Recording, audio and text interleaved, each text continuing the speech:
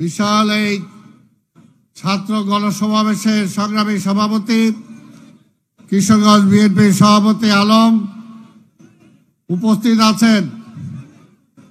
আগামী দিনে যার নেতৃত্বে এই বাংলাদেশ পরিচালিত হবে, যার দু চোখে এই বাংলাদেশকে সামনের দিকে এগিয়ে নিয়ে যাওয়ার স্বপ্ন, আমাদের সেই প্রিয় নেতা বিএনপির ভারপ্রাপ্ত চেয়ারম্যান জননেতা জনাব তারেক রহমান, উপস্থিত ডক্টর মঈন খান, মাহাদি রহমান সহ অন্যান্য নেতৃবৃন্দ, সমবেত ভাই ও বোনেরা, আসসালামু আলাইকুম।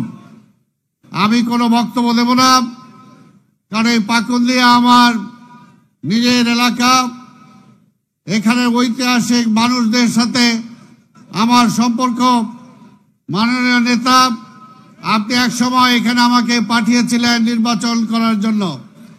আপনার শিক্ষার প্রতি যে অনুরাগ, তার সাক্ষ্য বহন করে এই কলেজের পিছনের যে বড় বিল্ডিং, সেই বিল্ডিং সেই সময় আপনার কাছে আমি চেয়েছিলাম, আপনি করে দিয়েছিলেন। তাই আজকের এই কোমলমতি শিক্ষার্থীদেরকে জন্য আমি মামুনকে ধন্যবাদ না জানালে এটা অন্যায় হবে। কারণ আমি দেখেছি এই মামুন হাঁটি হাঁটি পা পা করে আজকের এই অনুষ্ঠানটার জন্য সেই যে প্রিপারেশন নিয়েছে, একা একা প্রত্যেকটা স্কুলে গিয়েছে, শিক্ষার্থীদের কাছে গিয়েছে এবং আজকের এই বিশাল কর্মযজ্ঞ সে সফল করেছে। এবং সেটা মূল একটাই, এই বাংলাদেশের ভবিষ্যৎ যারা, নতুন প্রজন্ম যারা, এই প্রজন্মদের মাঝখানে আপনি যে 31 দফা দিয়েছেন, সেই 31 দফা তাদের মাঝে তুলে দিয়েছে।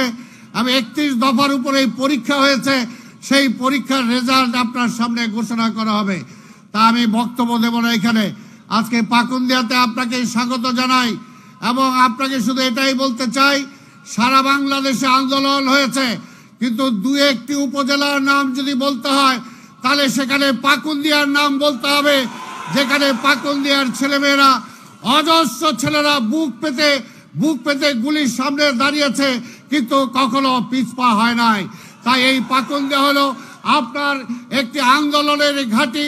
ইনশাল্লাহ আগামী দিনে আপনার রাষ্ট্র পরিচালনাও এই পাকুন্দিয়া এবং কিশোরগঞ্জ আপনার সাথে সবসময় থাকবে, এই আশা পোষণ করে আগামীতে এই পাকুন্দিয়ার দিকে আপনি দৃষ্টি দেবেন, কিশোরগঞ্জের দিকে দৃষ্টি দেবেন, এই আশা পোষণ করে আমার বক্তব্য আমি শেষ করছি।